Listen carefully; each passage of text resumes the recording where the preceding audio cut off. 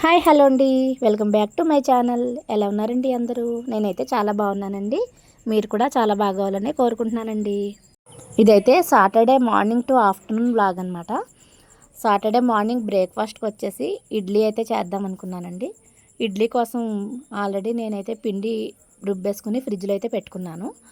కావాల్సిన పిండి అయితే తీసుకుని మిగతాది మళ్ళీ ఫ్రిడ్జ్లో పెట్టేసుకుంటున్నానండి. కొంచెం సాల్ట్ అయితే వేసుకుని వాటర్ వేసి పిండి కలిపేసుకుని ఇడ్లీలు అయితే వేస్తానన్నమాట. రేకుల్ని శుభ్రంగా కడిగేసుకుని ఆరబెట్టుకుని నేను ఆయిల్ కానీ గీ కానీ ఏం వేయకుండా అలా కడిగేసి ఇడ్లీలు వేసేస్తానండి. నెక్స్ట్ అయితే ఇవాళ బిర్యానీ అయితే చేద్దాం అనుకుంటున్నాను. ఏం చేస్తానో వ్లాగ్లో అయితే చూడండి. ఇప్పుడైతే రేకుల్లోకి పిండి వేసుకుని ఇడ్లీలు అయితే పెట్టేసుకున్నాను. ఒక గ్లాసు నీళ్ళు అయితే పోసుకుని స్టాండ్ అయితే ఇడ్లీ పాత్రలో పెట్టేసుకుని స్టవ్ ఆన్ చేసుకున్నానండి. ఇవాళ ఇడ్లీలోకి కాంబినేషన్గా టమాటా చట్నీ అండ్ సాంబార్తో మా వాళ్ళందరికీ వేడివేడి ఇడ్లీలు సర్వ్ చేశానండి. నెక్స్ట్ అయితే బిర్యానీ చేస్తున్నానమాట. బిర్యానీలోకి కావాల్సిన కూరగాయ ముక్కలు, ఉల్లిపాయలు, పచ్చిమిరపకాయలు అన్నీ కట్ చేసుకుని స్టవ్ ఆన్ చేసి ఒక కుక్కర్ అయితే పెట్టుకుని దాంట్లోకి ఆయిల్ కొంచెం వేసుకుని కొంచెంగా నెయ్యి కూడా వేసుకున్నానండి.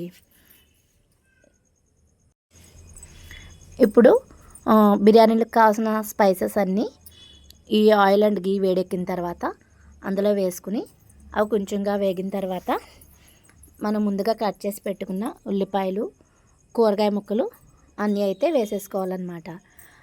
ఇవి వేగేలోగా కొంచెం బియ్యం అయితే కడిగి పెట్టేసుకుంటే ఇలాగా నానతాయి అన్నమాట అండి. ఇదైతే నార్మల్ బిర్యానీ అండి. నేనైతే స్పెషల్గా చేసిందేమీ కాదు, ప్రతి ఒక్కరి ఇంట్లోనూ చేసుకునే బిర్యానీ అనమాట. నా స్టైల్లో అయితే అలా చేస్తున్నాను, చూసేయండి అంతే. ఇప్పుడైతే కూరగాయ ముక్కలు వేస్తున్నాను అనమాట. స్పైసెస్ వేగిపోయాయి. ఇవి వేసేసాక అవి కొంచెం వేగిన తర్వాత ఇప్పుడు మనం ముందుగా కడిగి పెట్టుకున్న బాస్మతి రైస్ ఉన్నాయి కదా, అవైతే ఒక అరగంట ముందుగా నానబెట్టుకుంటే బిర్యానీ బాగా పర్ఫెక్ట్గా వస్తుందన్నమాట. అవి ఈ కూరగాయ ముక్కలన్నీ వేగాక టమాటాలు వేసి అవి కొంచెం మగ్గిన తర్వాత మనం ముందుగా కడిగి పెట్టుకున్న బాస్మతి రైస్ అయితే అందులో వేసేయాలన్నమాట అండి. వేసి మరీ ఎక్కువగా కలపకుండా కొంచెం అటు ఇటుగా కలుపుకోవాలి. ఎక్కువగా కలిపేస్తే రైస్ అయితే విరిగిపోతాయి అన్నమాట. అప్పుడు కావలసినంత ఉప్పు, మీ స్పైస్ని బట్టి కారము వేసుకుని ఒకసారి అంతా కలిపేసుకుని ఒక గ్లాసు రైస్కి గ్లాసున్నర అయితే వాటర్ వేసుకోవాలండి. అప్పుడు కుక్కర్ పెట్టేసుకుని ఒక 2 విజిల్స్ వేయిస్తే వేడివేడిగా ఎంతో రుచికరమైన బిర్యానీ అయితే రెడీ అయిపోయింది ఫ్రెండ్స్.